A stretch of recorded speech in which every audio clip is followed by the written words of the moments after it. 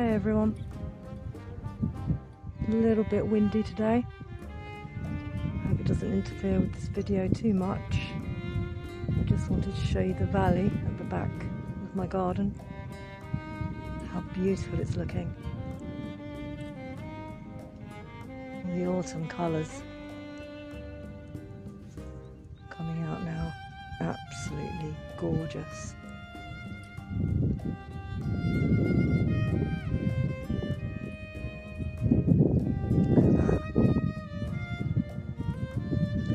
Nothing actually planted in the field at the moment, but it won't be long before something else is in there.